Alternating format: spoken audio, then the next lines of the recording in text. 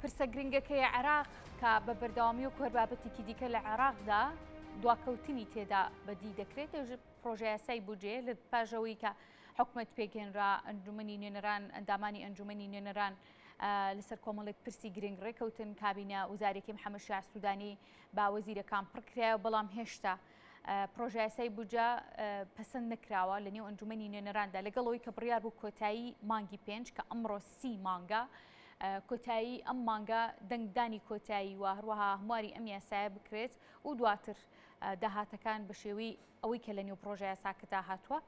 دابش بکرێت هەم بەسەر پارێزگاکان هەم وەکو هەرێمی کوردستانیش پشکی خۆی بۆ ئاڕاستە بکرێت لەگەڵ بەڕێز بەدریا حسین کە بەڕێزی ئەندامی ئەنجومەنی نوێنەرانی عێراقن لە فراکسیۆنی یەکێتی نیشتیمانی کوردستان لە بەغدا و بەڕێگی سکایپ میوانمانە گفتوگوی بابەتەکەی لەگەڵا دەکەم. بەدریا خان زۆر سپاس بۆ ئامادەبوونت بەر لەوەی گفتوگۆکانم دەست پێ بکەم دەمێت داوای لێبوردنە لێ بکەم کە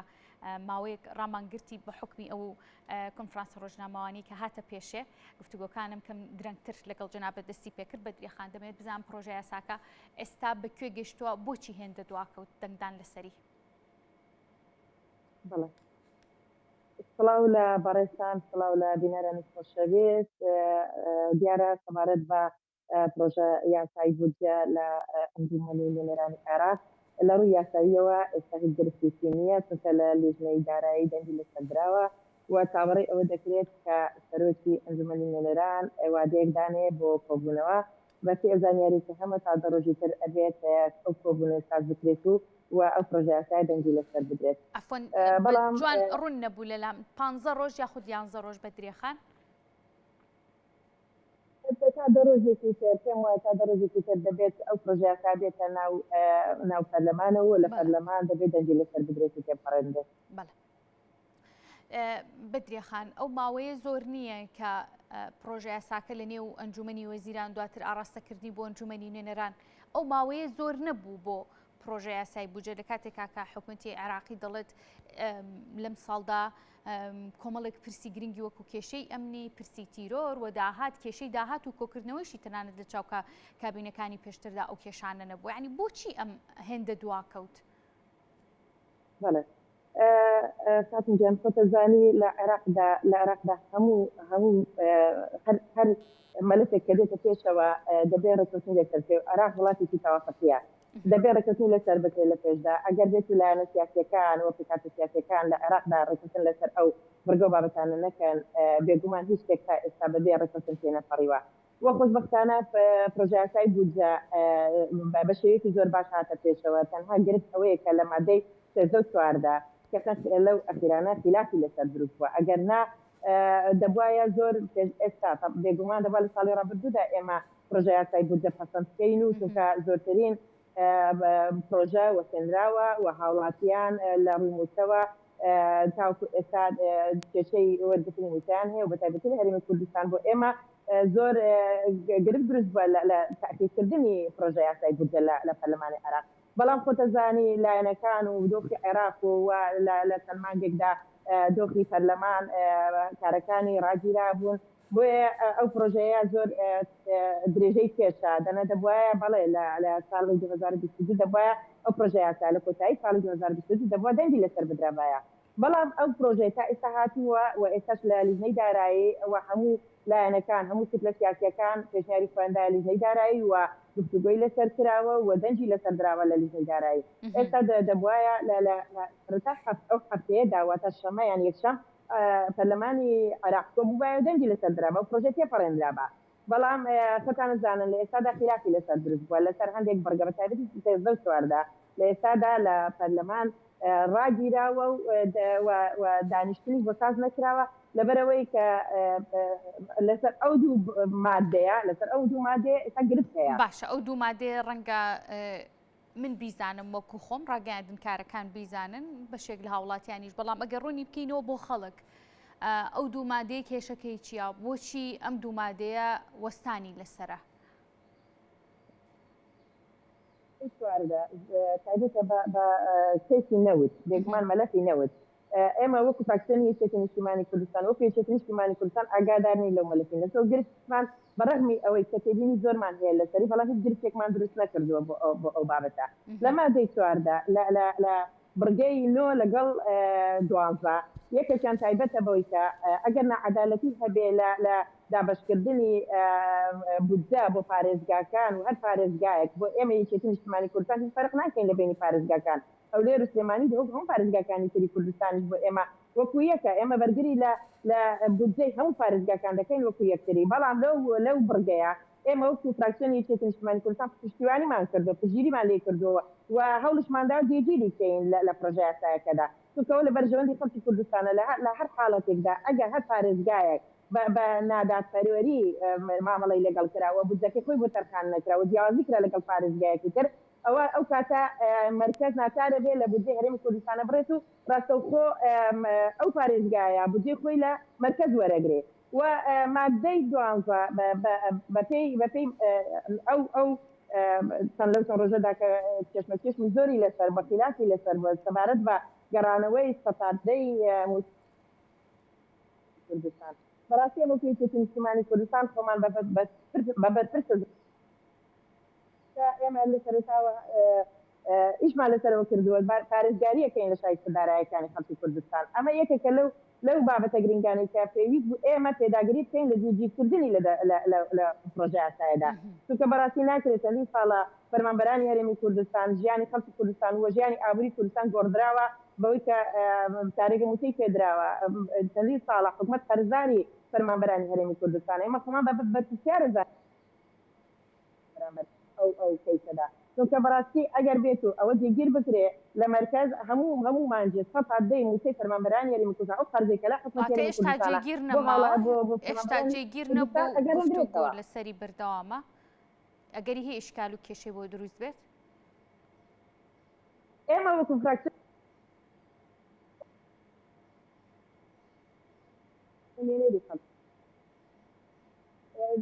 دەستمان بۆ کێسەکانی تر نەبردەوە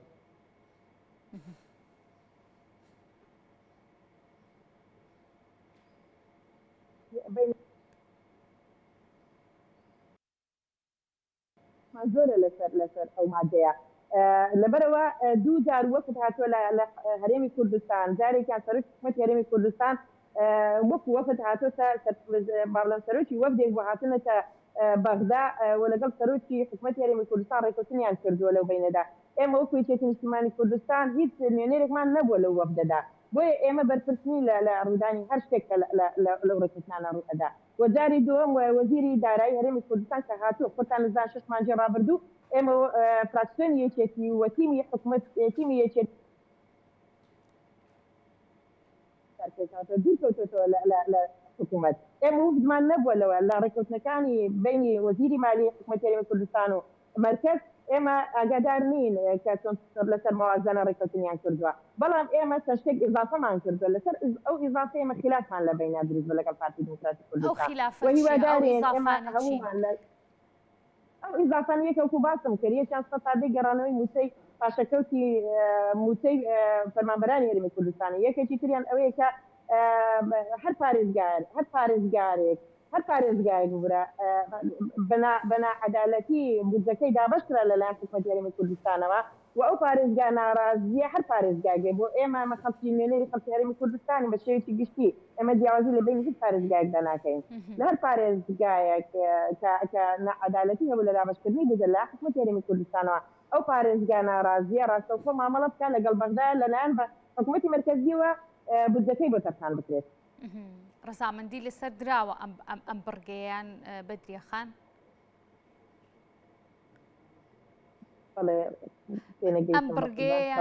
ئەم بڕگەیان کە هەر پارێزگایەک لەلایەن حکوومەتی هەرێمی کوردستانەوە کێشەی بۆ دروست بوو لە ڕووی دابینکردنی داهاتەوە ئەمە ڕەزامەندی لەسەر دەدرێت لەلایەن ئەنجومەنی نوێنەران لەلایەن حکوومەتی عێراقیەوە خاتم جان ئەوە لەناو لیژنەی دارایی دەنجی لەسەر درراوە بەڵێ یعنی سەتە بواری یاساییەوە تەنها ماوەتە بتەنە پەرلەمان کە بە شێوەیەکی گشتی دەنجی لەسەر بدرێت یعنی خۆ لەناو لیژنە برادرانی پارتی لەوێ بان ئاگادارن ئەو اقتراحانەی کە کراوە بە سەبارەت بەو مادانێکە کە ئێستا با بڵێم برادرانی پارتی نیگەرانن لەوە بۆ ئێمە نەمان کردووە ئێمە تەنها یەک نوێنەرمان هەیە لەو لیژنەیەدا تەنها یەک لێرمان هەیە ئێمە ئەگەر دەنگمان بۆی دابە دەنگمان بووی نەدا ئەو پرۆژێ هەر دەنگی لەسەردەستی ئەپەڕێ کەمە تەنها وەکو یەک لێرمان هەیە لەو لیژنەیەدا بۆیە ئێمە ئەوەی کە پێداگریمان لەسەری کردو کە بەرگری لێ ئەەکەین یەک لەوانە دیاریکردنی و بڕەپارەیە بۆ پارێزگای هەڵەبجا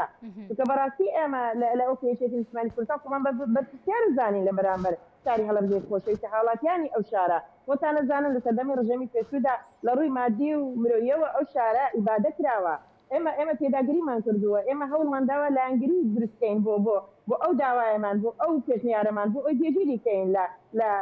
لە پڕۆژە ئاسای بودجەدا. باش بەدریە خان لە سەروبەندی ئەم بابەتانەیە لە هەفتەی پێشوە بابەتێک بڵاو کرایەوە کە پارتی دیموکراتی کوردستان داوای کردبێت یا هەر لایەنێکی دیکە ئەگەر ئەوانی ژەمن بەڵام بە دیاریکراوی ناوی ئەوان هات ئەو بابەتەی ئەو خاڵەی ئەو بەندەی کە داوا کراوە بە گەڕانەوەی لە سەدادەی پاشەکەوتی موچە داوا کراوە کە ئەم خاڵە لا ببرێت بە کێشەیەکی ناوخۆی و پرسێکی ناوخۆی هەرێمی کوردستان باس وەسف کراوە ئەمە تا چەند ڕاستە؟ پرسیارەکەم ئەوە بوو بەدریە خان کە ئەگەر پارتی دیموکراتی کوردستانیان هەر لایەنێکی دیکە داوای کردبێت بە گەڕانەوە یاخود تەداخل نەکردن بە گەڕانەوەی ئەو لە سەدادەی پاشەکەوتی موچێ دەنگۆیەکە بوو کە پارتی دیموکراتی کوردستان داوای کردبێت تەداخل نەکەن لە گەڕانەوەی پاشەکەوتی موچەی هەرێمی کوردستان چونکە پرسێکی ناوخۆییە. خلافەیە لەسەر ئەو بڕگەیە بەڵێ لەسەر کراوە خلافێ لەسەر ئەو بڕگەیە بەڵام خۆ دوجار ئێمە شتێکێکی کاریگەری سیاسی لەسەر گۆڕەپانی سیاسی کوردستاندا ئێمە نوێنەرمان لە بەغدا بۆ دانە وەرزەکان بکەین بێگومان گرفتی حاڵاتیان بەرژەوەندەکانیان لە بەغدادا بێگومان ئەوە بەڵێ ئەمە گوێمان لێ بووە لە ڕاگەیانەکان بەڵام ئەوە ئەرچی ئێمەیە ئەرچی پەرلەمانتارانەوە بە پارتیشەوە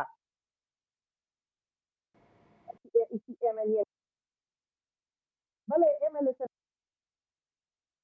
لەسەر ئەو کردێتەوە یەک ڕێزی ناوماڵی کورد زۆر گرنگە بۆ بەغدا پاراستنی و خڕکردنەوەی ناوماڵی کورد زۆر گرنگە بۆ بەغدا ئێمە ئەگەر لە هەولێرەوە بە یەکڕزینین بۆ بەغدا بێگومان لە بەغداش ناتوانین بێکردنی دەستکەوتەکان بپارێزنیان ئەو داواکاریانەکەم یا ئەو داوای هاوڵاتیان ئێمە بیان پارێزین ئێمە لە هەولێر یەکڕزی ناوماڵی کورد بپارێزن و حساب بۆ لایەنە سیاسی کاریگەرانەی گۆڕەپانی سیاسی کوردستان بکەین و پێشێتی نیشتیمانی کوردستان نەک ئێمە وەکو باسم کرد دووە فتاتە بۆ بەغدا هیچ نوێنەری یەکێتی نیشتیمانی کوردستانی تێدا نەبووە دوجار ئێمە لە بەغدا نوێنەری هاتە لایەنە سیاسەکانی کوردستان ئێمە نوێنەری ئەو خەڵکەینە لە بەغدا ئیتر ناکرێت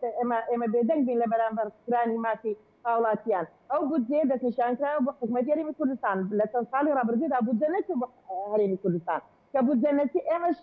تاپۆشیمان لەوە کردووە کە قەرزەکانی خەڵک نەدراوەتەوە بەڵام لە ئێستادا مادام ئەو بودجەیە 12 دەستنیشانکراوە بۆ حکومەتی هەرێمی کوردستان بەڵێ ئەوە مافی و بەمافی خۆمانی زانین کە ئێمە ئەو بڕگەی جێگیر بکەین لە ناو پڕۆژە ئاسای بودجەدا باشە بڕگەکە جێگیر کراوە و ئێستا ئەوەی ماوە کە دەنگی لەسەر بدرێت و بە دڵخۆشیەوە بەڵێ لە لیژنەی دارایی دەنگی لەسەر درراوە بەڵام ماوە تۆ بێتەوە لە پەرلەمان دەنگی لەسەر بدرێت بەڵێ دیارە ئەمە دڵخۆشیێکی زۆری هێنا بۆ فەرمانبەران ڕاستە هەموو پاشەکەوتەکەیان نییە بەڵام دڵێن هەر دوجار شتێک دەگەڕێتەوە بۆمان بەڵام ئەوەی دەمەوێت بپرسم کەمێک بەر لە ئێستا وتەبێژی وەزارەتی دارایی حکومەتی هەرێمی کوردستان کۆنفرانسێکی ڕۆژنامەوانیە بوو بەر لەوەی بێمە لای جەنابەت بەدریە خان باسی لەوە کرد گەڕانەوەی ئەو لە سەدادەی پاشەکەوتی موچەیە ئێمە ڕەنگە نەتوانین پێوی پابند بین ئەگەر تەرخانکردن نەبێت بۆمان ئەم بابەتە چییە چۆن ڕوون دەکرێتەوە ئەرکەکە چۆن دەکەوێتە سەر حکومەتی هەرێمی کوردستان پێویستە چۆن جێبەجێ کرێت لەلایەن وەزارەتی دارایی هەرێمەوە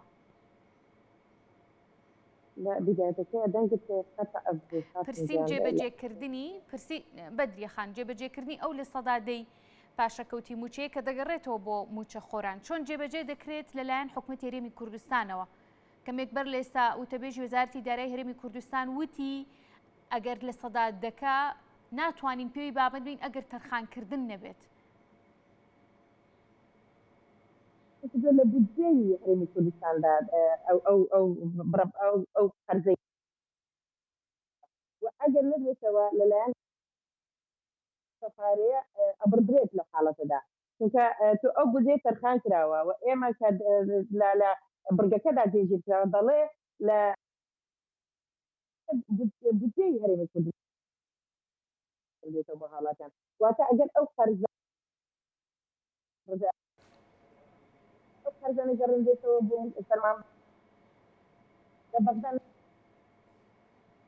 پێم وایە ڕاستەوخۆ وەکو چۆن وتەی فەرمانبەرە لە بەغداوە ئەو کاتە مەسەلەن بەغدا خۆی ڕەنگە بیگەڕێنێتەوە بۆ ئەوان تا ئێستا واضح نییە کە دەنجی لەسەر نەدراوە بەڵام بەپێی ئەوەی کە لە لژنەی مالیە لە لژنەی دارایی دەنجی لەسەر دراوە بەو شێوە هاتووە تا ئێستا وەسەبارەت بەوەش کە من پێم خۆشە مەسەلا ڕوونکردنەوەیەکیش لەسەر ئەو بدەم وەک فراکسیۆنی یەکێتی نیشتیمانی کوردستان گوایە ئێمە ئەمانەی قوارەی ئەمانەی هەرێمی کوردستان هەڵبۆشێنێ یا وەکو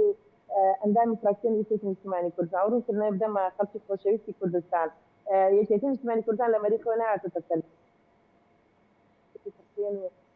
درێژین ڕووباری خوێنینی بەخشیوە بۆ دروستکردنی ئەوکیانە سیاسی و قوارە سیاسی زۆرتری شەهیدی داوە لە پێناو ئەوە بیرکردنەوەیەکی مەحاڵە بۆ خەڵکی کوردستان ئەو ڕاستیە بزانێ ئێمە بەرگریمان کردووە لە هەرێمی کوردستان بە خوێنمان بۆی ڕشتووە و زۆرترین قوربانیمان داوە یەکێتی نیشتیمانی کوردستان ناڕازیەک چەندین ساڵی مەسەباتمان کردو بۆی ئەو قوارە سیاسی دروستکەین لە هەرێمی کوردستان کەواتە ئەوە ممکن نیە و مەحاڵە یەکێتی بیر لە جۆرە بیرکردنەوە لە بکاتەوە. باشە بەدرێ خان بە حکمەوەی کە دەنگەکەی جناب بە باشی من لە قسەکانت تێگەیشتم مەفهومی قسەکانی جنابتم بگرتەوە باشی ناگاتە لای من هەوڵدەدەم پرسیارەکانم کورت بکەمەوە سەبارەت بە بەو سەردانەی کە وەفدێکی تایبەت لە ئەنجومەنی ئاسایشی حکومەتی ناوەند واتە حکومەتی ناوەند و حکومەتی هەرێمی کوردستان سەردانی ئێرانیان کردووە بەو لێدوانەی سەبارەت بەو لێدوانی کە حکومەتی ئێران هەی بوو بۆ ناردنی هێز و سوپا بۆ سەر سنوورەکانی عێراق و دووبارە دەستپێکردنەوەی هێرشەکانی بۆ سنوورەکانی هەرێمی کوردستان ئەم بابەتە چییە؟ زانیاریەکان چی دەڵێن لەسەر ئەم بابەت؟ سەبارەت بۆ سەردانە بەڵێ دیارە من ئاگادار نیم لە ناوەڕۆکی سەردانەکە و سەردانەکە بە تایبەت بۆچی بۆ من بەس وەکو ئاگادارم منیش بەڵێ ئاگادارم لەی تۆفێکی باڵای ئەمنی لە سەر ئاستی هەرێمی کوردستان و قاسم عەرەجی لە بەغدا ئەویش لەگەڵیان ڕۆیشتووە بنسبەت هەرێمی کوردستان زۆر گرنگە کە هەرێمی کوردستان